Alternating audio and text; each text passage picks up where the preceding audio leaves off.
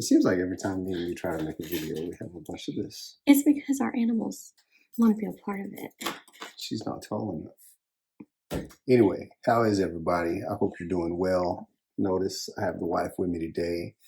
Something that a lot of people have asked for quite a while is an update video for her pacemakers. So today's the day.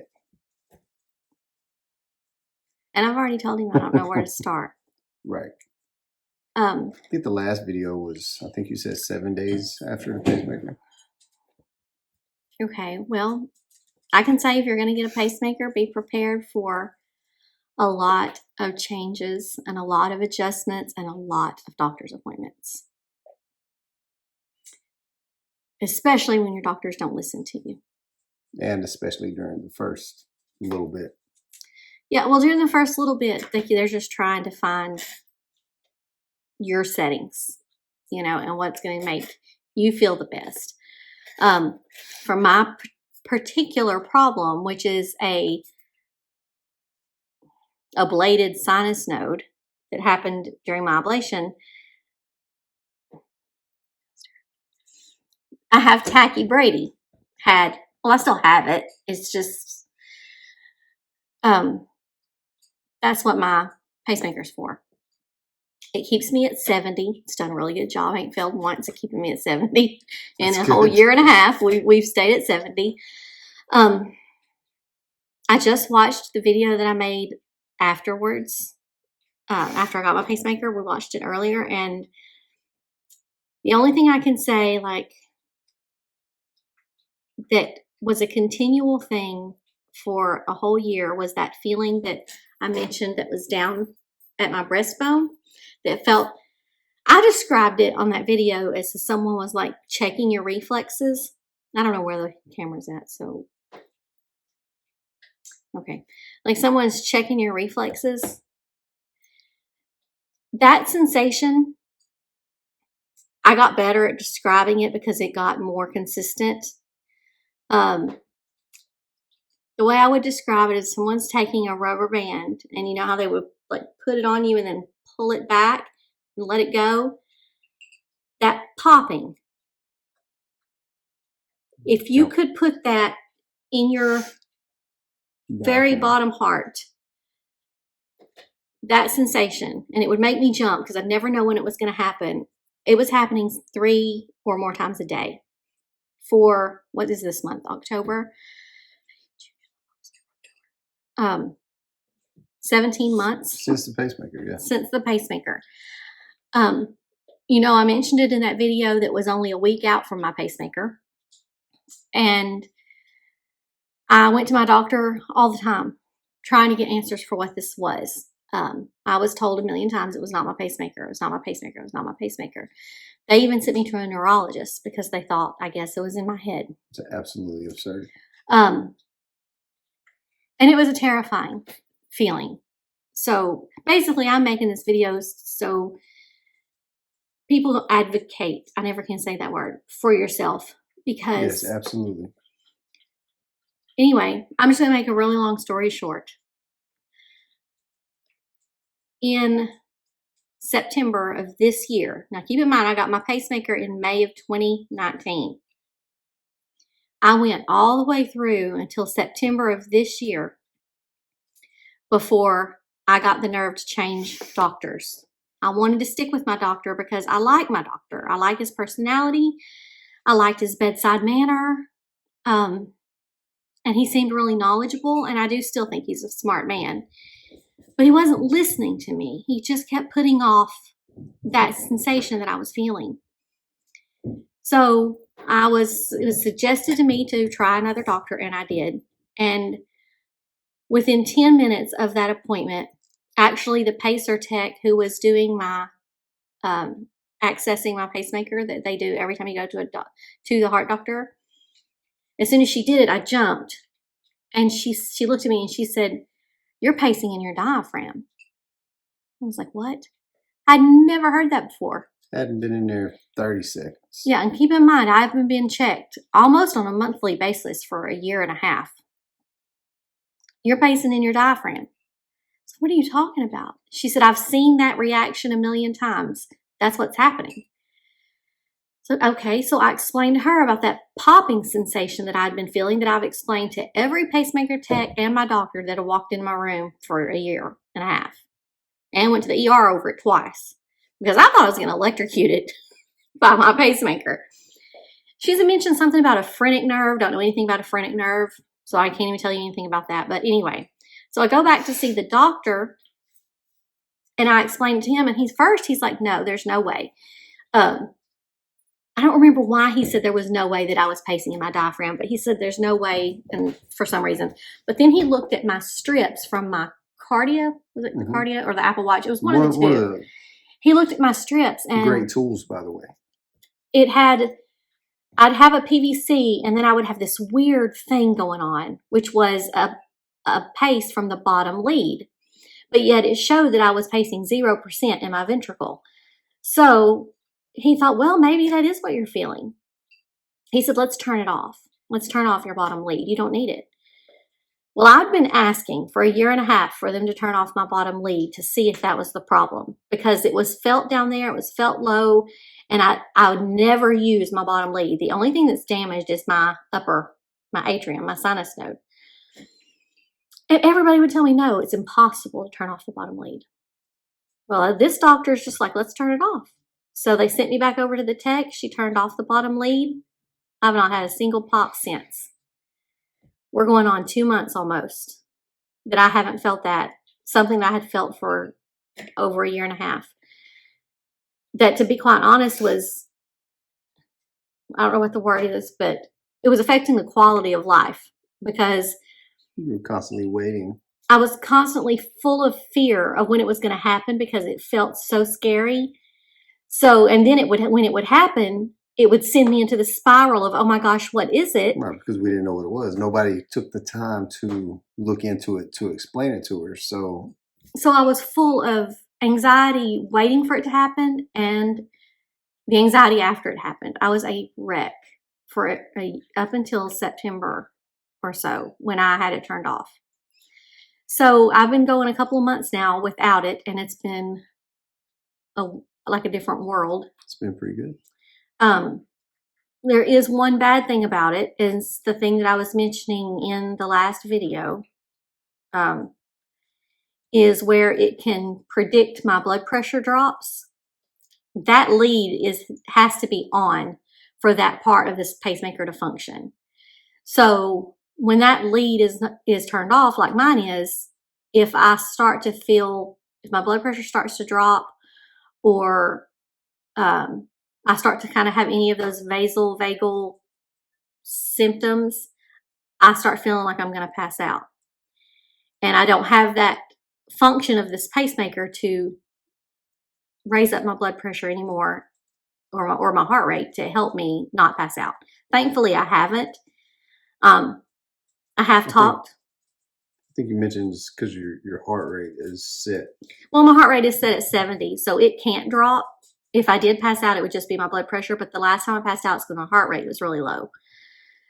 So I may never may never pass out by not having the bottom lead. I can tell you that it's better to not have the bottom lead for me right now than it is to have it, because of those pops. Now, I did have a doctor tell me that in order to fix it, they would have to go back in and basically take out that lead and put in a new one, which is something that's easily done right after the pacemaker, which annoys me, because if the doctor had listened to me right after I got my pacemaker, that's what was happening, we could have had a revision done, and it would have been simple, and then I could have my bottom lead and have the full function of this pacemaker that I do not have right now. But I have the part that keeps me upright and alive, I guess, is what's keeping me at 70.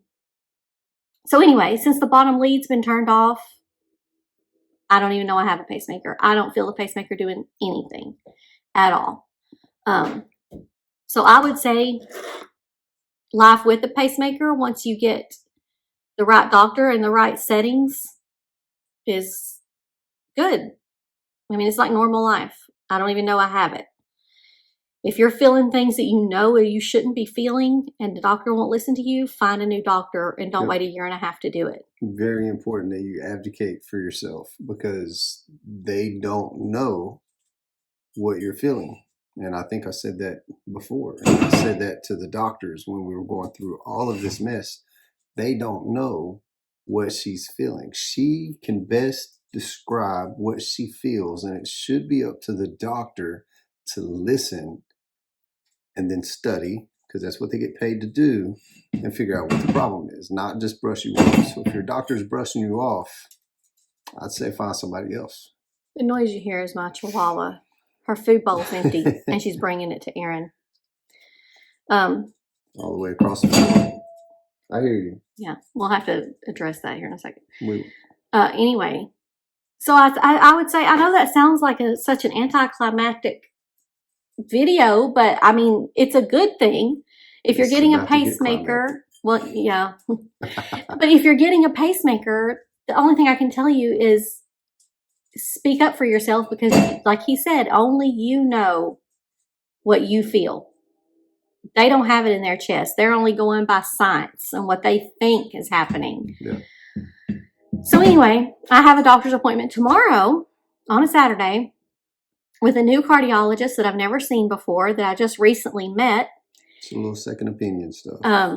To see what he thinks about this bottom lead being off, and if maybe there's some other options. Somebody mentioned turning it back on and turning it up as high as it can be so it doesn't kick in unless I need the passing out feature. We'll talk about that. They also said that they could turn it on, and then if I feel that pop, I can come right back in same day. They'll turn it back off. Because I'm not going through a revision, meaning having that bottom lead replaced, unless I start passing out again. Because that's a full-on taken. I was going to show you my scar anyway, because the last time y'all saw it, it looks really good now. You really can't even tell that I have it. It doesn't really stick up. But you know that sucker still itches. Oh yeah, scar tissue itches like crazy. But so anyway, we're going to see. It's going to be an ongoing thing for my whole life, because your body's always changing, and you know, even like hormones. When your hormones change, it affects your. It's a whole thing. It affects your. What is that? Sympathetic nervous system and all the other nervous system, whatever that is. That's also the importance of finding a doctor that will listen, because you are ever changing every day. So it's going to be an ongoing process. If you get a pacemaker, just speak up for yourself. Like I said, I wish I hadn't waited as long as I did, because I feel so much better with that bottom lead off, but I do have a little anxiety about passing out. But only if I'm triggered. And my triggers for passing out is fear, like a severe, sudden fear of something. Needles. I haven't had to have a needle since I've had the bottom lead off. But if I happen to start passing out, I will go back in and have them. They have to take this out, the whole thing, and put in new. So unless absolutely necessary, it would be best to at least wait until it's time to change a battery.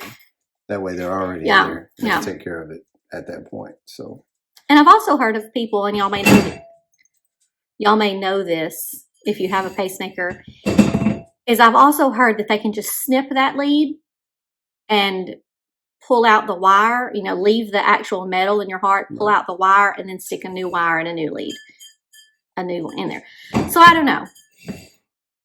This is a process of we're going to take one day at a time. We're about to pause this because I don't know if it's getting on y'all's nerves, but it's getting on my every last nerve. So break time. Take a break. We got to deal with this. So my dog drug her bowl all the way across, put it underneath my feet. I go get her food, and she's not took a bite of it yet. She doesn't like it that she's not getting attention. Maybe that's it. No, it's like a small child. No joke. Anyway, I guess I really don't have anything to say other than the fact that, like I said, I have a doctor's appointment tomorrow from a really nice doctor that we met recently. And I'll just turn that over to you at this point. Oh, you didn't give me the opportunity to do the thing. What's that? The flash. You want to flash them? Yeah. Flash them. I can't. Oh, gosh. All right, so it's a Halloween decoration. A Halloween decoration? Is that what that is? Hurts an awful lot to be a Halloween decoration. All right, so unique story. At the beginning of this month, I came home on a Saturday. And when I got out of the hospital that week, I made this whole update video. Right after I made the update video, I had an episode. But I'll get to that here in a second. Did you tell them why you went to the hospital? In my update video. Oh, I never watched that video. It never got posted. That's the one you kept telling me to post in the emergency room, and I said, no, we need to wait and see what happens. Yep. All right, so I'm just going to get it all out right now. On the 4th. Can I just pause a second? Because a couple of times I've moved, and there's like all these boxes behind me. My son cleaned out his room, and if you have a teenage son, he has boxes. He's bought guitars and amps and all these things. He cleaned out his room the day he went to the hospital. So he was going to burn all these boxes. So if you see one, don't think I'm just hoarding back there. I've just not had a chance to take care of it. He can't do nothing right now. Anyway, on the 4th, at work, I'm going to try to make this as quick as possible. At work, didn't feel good, came home, still didn't feel great, but I was going to make it. Go to the store, started feeling worse. It actually got so bad that I sent her a message, 2 significant messages. One, that I wanted her to make sure that she knew that I loved her. Yeah, that's how I said it. I love you, and I need you to know that. Right. And that was creepy. The next one was, I'm scared. Because I didn't know what was going on with my body. I was very, very dizzy. My chest felt funny, and I was out of it. I literally sat through green lights at stop signs or stoplights, and super weird. But when I got home, I came in, I didn't even get the groceries out of the van. I told her, I said, I don't feel good. Sat down in a chair. I started getting really nauseous. He was as white as this shirt. Yeah, I started getting really nauseous. She fixed me something to eat. I ate it. I went to sleep. Woke up in the middle of the night, feeling super nauseous, crawls to the bathroom because I thought I was going to vomit, and I didn't. I just kind of laid there and dry heaved, and it was awful. Then I crawled back to my chair, and almost instantly I was like, here we go again. She says, don't get up. Yeah. I get up to try to make it to the bathroom. Did not make it. Lost consciousness probably about halfway through. Fell, hit my head on the bathtub. I was out. So I do have a memory lapse right there. Yeah, he was out, completely out for a little while. She said I quit breathing. I started turning blue. And she's no stranger to this. This happened several years ago in a similar situation, but this situation, when I came to my animals are fighting. When I came to, I still didn't feel good. I was still nauseous. She was sitting on top of me. I had to sit on top of him to keep him to stay laying down. Yeah. Because I was out of it. I didn't really know what was going on. And I was on the phone with 911. And she said, just make sure he stays on his side. That's why I had to sit on him, is to make sure he stays on his side because he kept wanting to get up. He was very combative about that. But I knew if he got back up, he would go back out again because I've been there with him before in this. So the paramedics came. They decided to get me up. As soon as they get me up, I'm out. And he turns blue. He quits breathing. Turn blue.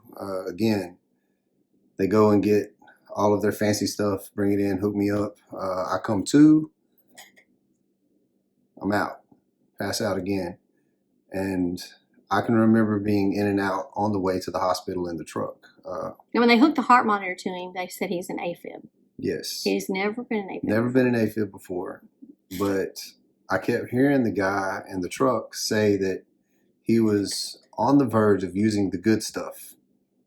I don't know what the good stuff is, but that's how much my heart was pausing on the way to the hospital. It's kind of freaky. While I was in the hospital, little story about advocating for yourself. They were going to let me go after doing all these tests and saying, we don't know what's wrong with you. They were going to let me go and just let me go. And told him to follow up with ENT because they thought it was vertigo. Right. I said, absolutely not. I'm not leaving the hospital until y'all can tell me something. So they kept me another day and they told me something. I was given a diagnosis, a neurocardiogenic syncope with bradycardia and hypotension with paroxysmal AFib. So they gave me that diagnosis, which basically means that I have a reaction, and when my heart rate should go up, it actually drops, and my blood pressure drops, because they did a tilt table test, and this is how they came to this conclusion. When my body reacted, it should have boosted my heart rate and my blood pressure. They both went down. Heart rate dropped somewhere around 45 or 50, and you didn't have a blood pressure. The word to me was my blood pressure tanked next to nothing. They couldn't get one for a while. So what they wanted to do was they took me off of the blood pressure medicine I was on, and then put me on a blood pressure medicine to keep it low and a blood pressure medicine to keep it high. Well, that clearly didn't work. The week that he was home, his blood pressures were terrible. Right. Like 170s over 110. Yeah. So that's the next Saturday after I came home. I was in my office doing nothing, just basic video work, nothing heavy, because I was under extreme light duty. I've been off work since the 4th, so that's been tough. But I started feeling funny, and I was, again, very stubborn. I sat in the office, and I kept taking my blood pressure. It was skyrocketing. It was high. And I come in here. I go in my bedroom. Asleep, she was asleep. I didn't want to bother her. So when she wakes up, I come here, and she's like, "What's wrong?" I say, "I think I'm having an episode." And I continue to go to the bathroom and do it. She's like, "Lay down." So I lay down in the bed, and And I didn't mean. Yeah, she did, which is good. She yanks the pillows out from underneath my head and shoves them underneath my legs and just crams blankets, because that's what they said do. If he's having an episode, lay him down, elevate his legs, he'll be fine. So she calls 911 after me telling her a million times, no need. So the EMTs come. I could tell by looking at him, there was a need. There is a look that comes over this face before he goes, and it was there, even though he told me it wasn't. So the EMTs come. It's the same guys, and they're laughing and joking when they come in. They say, "Hey, we're going to come over for Christmas dinner," and that was fine and dandy. But I'm laying in the bed talking to these guys, right? And then they say, "Do you need to go to the hospital?" And I say, "No." They say, "Well, let's see something." They say, "Can you get from your bed to the stretcher?" Yeah. So I sit up. And when I sit up, my heart rate skyrocketed and then tanks along with my blood pressure. My eyes start to go and I start falling back. Well, she pushes me forward, and they said, "Well, you're going to the hospital." I was pushing him forward like a stretcher. Right. So you're not leaving him here. Chance. And on the way, we were talking, and when I go back in, docs come in, we talk, and we're going to do the tilt table test tomorrow, and we'll go from there. And if I passed out again, they said, "You're going to need a pacemaker." And not only did the docs the first hospital visit tell me this, also my primary care told me this. And I go in for the tilt table test, and he says, his words were, "This is going to suck, but this is what we have to do." He said, "I have to let you pass completely out." He said, "But I need you to fight it." I'm like, "Okay." So we do and the tilt table test doesn't start until they tilt you forward. They tilt me forward, and I'm feeling like I'm doing okay. I'm having a little bit of a warm, flushing feeling, and I'm just not feeling great. And he's watching everything, and then they give you a nitro pill. And I'm sitting there, and I tell him that it's coming. And when I do, the nurse tech starts kind of rubbing my arm, to keep me awake. And he's reaching over every now and then and smacking my hand, and he's talking to me very loud to keep me going. And then I'm out. And they invert me again. And when I wake up, he's right here in my face, and he says, "You need a pacemaker. We can do it today." And I'm like, "I'd really like to talk to my wife about this." And he's like, "We can call her." I was upstairs in his room in the hospital because thanks to COVID, I couldn't go down with him. So I was just waiting on him to come back up. Right. So I said, I'd really like to talk to her. So he's got some business he needs to tend to. So I go to talk to my wife in the room, and she says, I need to talk with the doctor. So we asked my nurse, can my doctor call me? And while he's out tending whatever business he's tending to, he calls. He listens to everything we have to say and answers her questions beautifully and very patiently. Now, I had a million questions simply because of what I had been through. Right. And I wasn't letting him get this thing put in his chest unless it was absolute life or death. Right. The one thing that he mentioned that says, yes, I need a pacemaker is cardio inhibitory response, which means my heart was having pauses up to 3 seconds Or more. and or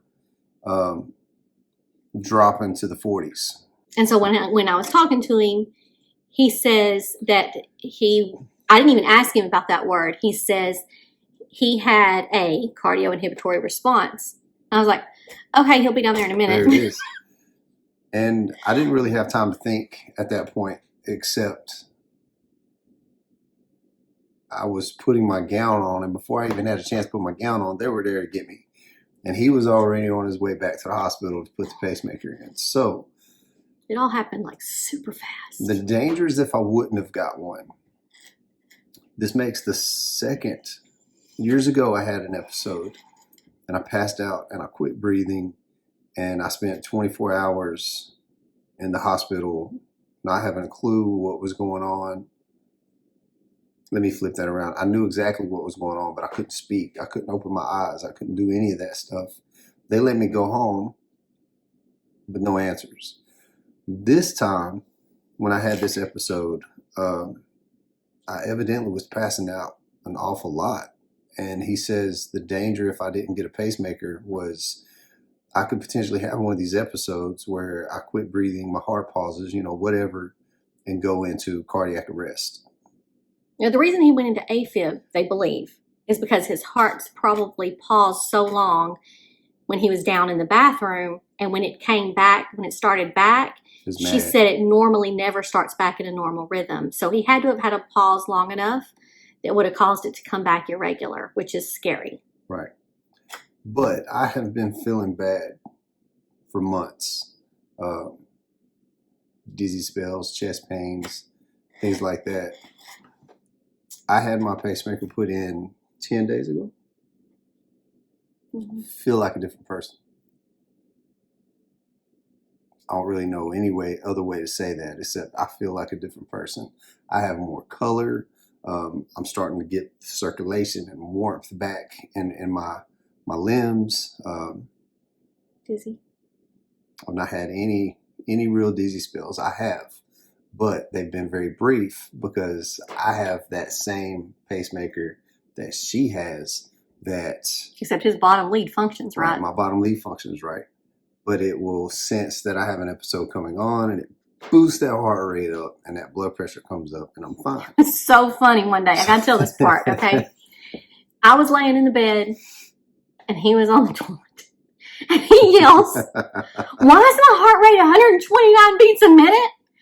I said, "Probably because you were about to pass out and the pacemaker predicts it and it shoots your heart rate up to raise your blood pressure." Right. I said, "So just be thankful." And I am.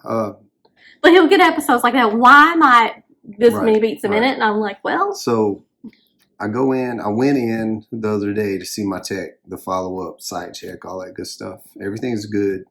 But I was actually surprised because we didn't even really know that, my heart was really that bad. I'm pacing. I'm set at 60, so I don't go below 60. But my pacemaker is pacing me 54 to 58% of the time. That's pretty sketchy. That means that my heart is having these brief pauses 58% of the time. So basically, it means only 42% of the time is his heart functioning like a normal heart. So that explains, which is less than half the time. That explains wonderfully why I have felt horrible for so long. So now, hopefully, I can start being able to feel better. It's been a road. It has. Now you see why I almost passed out. Yeah. Because that Her immense fear moment as they were taking me to the hospital the second time.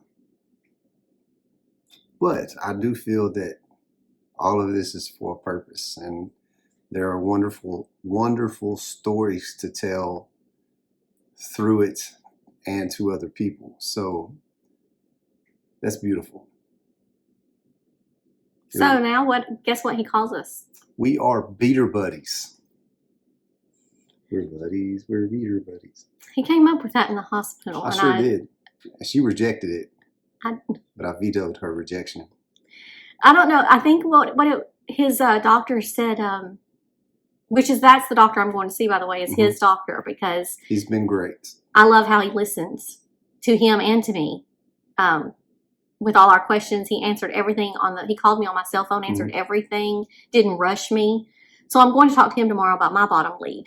But it's funny, he said, not him, but the tech just told Aaron he didn't want to be outdone by me. So he had to get one too. It's been amazing. When we look at our life and everything that we've been through, that's something that clicked to me when I was listening to the tech nurse before I had the tilt table test.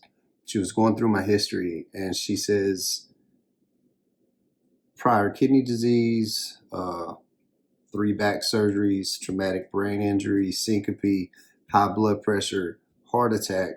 I was like, man, this is a pretty hefty. You left that part out, by the way. All the scar tissue on your heart. I did.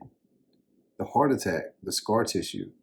This is funny because I'm awake during the pacemaker. Which still blows my mind because I was out. He talked through his whole. I hear the doctor talking about attempt 1, attempt 2, trying to land a place to put the top lead. It took 4 attempts for him to find a place. And the reason for that is because I have so much scar tissue from a heart attack. I didn't even know that was there. They told me I had a heart attack. Then they told me I didn't last year. Evidently I did if I have that much scar tissue. But when I was listening to this, I said, hey, doc. He's like, yes. I said, are you good? He laughs and he says, are you good? I said, I am. And it was beautiful because I was a nervous wreck going down. She asked me if I was okay. I gave her a soft no. Tears welled up in my eyes, and I fought hard not to lose it. But on the way down, I was reminded of scripture and sermons and things that I had written over the years. And a lot of the scripture that was coming to mind are the things that she has written all over the house, things that have been important to her. And when I got to the room, I prayed, and they were doing the prep thing. And after I prayed, I fell asleep waiting on them to give me the sedation medicine. Once they gave me the sedation medicine, I was awake, calm as could be. I listened to them make the first cut. And I'm just it's the first I'm hearing of that. It was different. What does it sound like? I don't remember what it sounded like because there was a lot of other things going on, like music, kind of like the yours. My dogs are still fighting. But as I'm going through this procedure, I had already mentioned to some of the guys that this is, 2 becoming 1 flesh, and they kind of laughed. And this is a new meaning of that. And afterwards, they said, "Okay, it's time to stitch you up." I'm like, "Okay, cool." I lean over to the tech right here, which is, come to find out, he's a pastor at a local church. We start talking about the gospel. And then 2 or 3 of the other guys join in, and we're talking about the gospel. Come to find out, there's one guy there that wasn't really sure if he was saved or not, didn't know if he believed in it or not. So it was really good to be laying there on that table and able to speak the gospel with other brothers and potentially lead someone in that direction. So that was really great. All in all, good experience. Would I suggest that everybody goes out and gets a pacemaker? Probably not. But for us as a couple, it has been good. I'm trying to stay as positive and optimistic about everything as I can.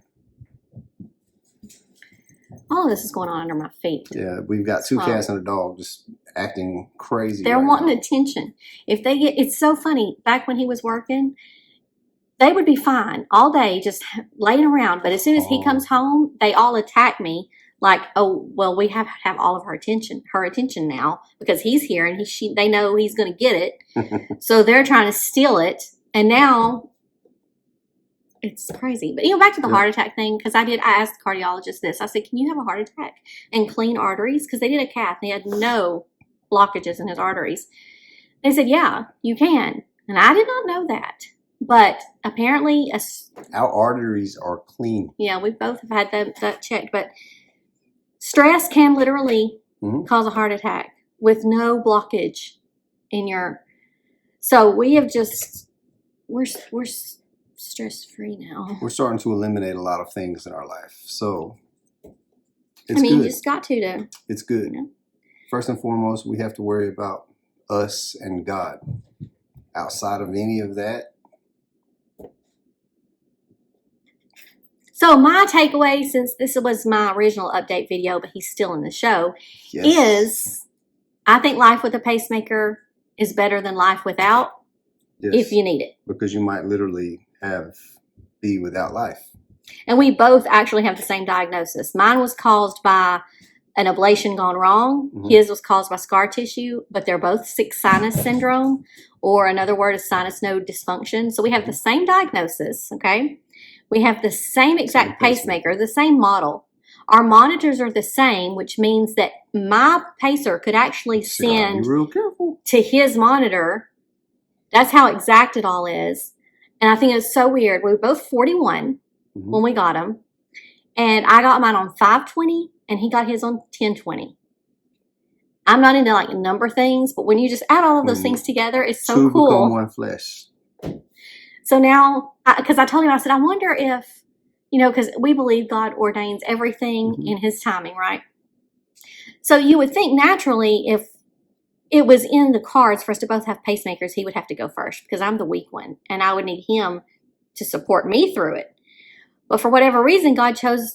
Yeah, he flipped this one. I had to get it first, and I am helping him through it because he's felt a lot of things that I've been able to tell him what they are. Oh, that ain't nothing. Don't even worry about it. When I had to wait a month to get into a cardiologist thinking I was dying, I could just tell him, okay, well, that's your CLS turning on. You're fine.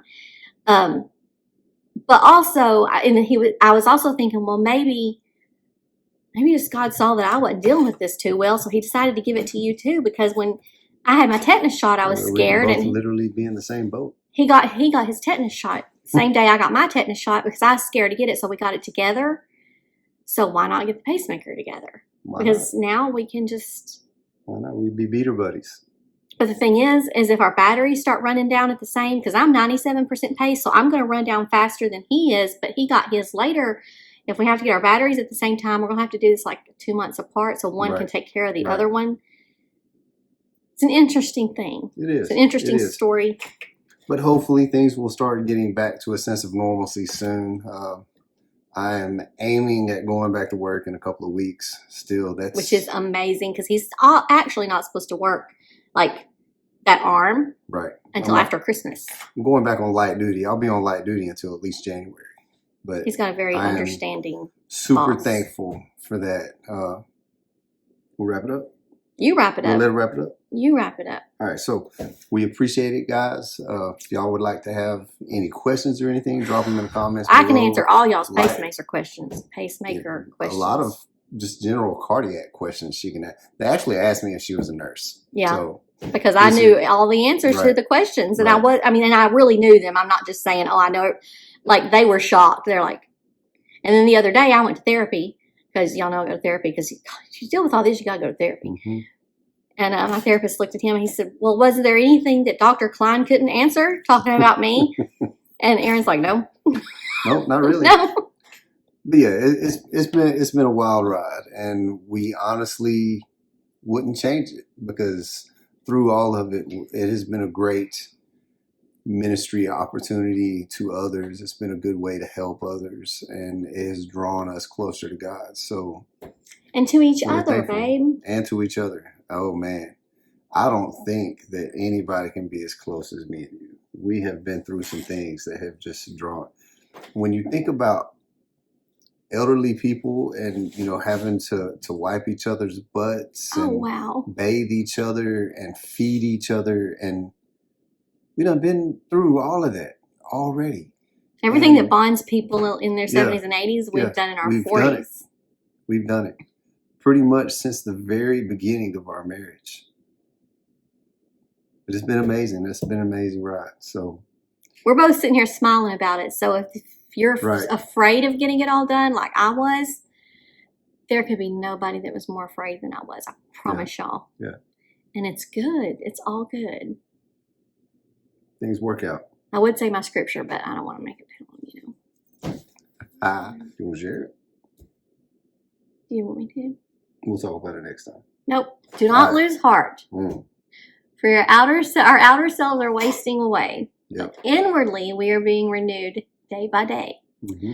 For this light, momentary affliction is producing in you, I forgot that part, an eternal weight of glory beyond all comparison. Mm-hmm. So, do not look to what is seen, but look to what is unseen. Because what is seen is temporary, but what is unseen is eternal. Isn't that good? That's good stuff. It gets me through it all, everything. That's good stuff. So I'm going to wrap it up right there, guys. Like, comment, subscribe, ask questions. Get a pacemaker. Yeah, all Whatever. that stuff. All that stuff. Thank you. Remember, repent, transform, praise and worship. God bless you. Thank you guys for watching. I pray that it has blessed you just as much as it has blessed us.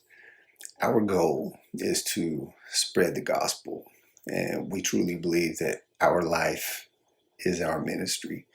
So in doing that, I do go other places and preach from time to time. We share things here, preaching the gospel, sharing life experiences, how God has spoke with us or dealt with us in different situations. If you would like to support us as a ministry, I've created a link down below.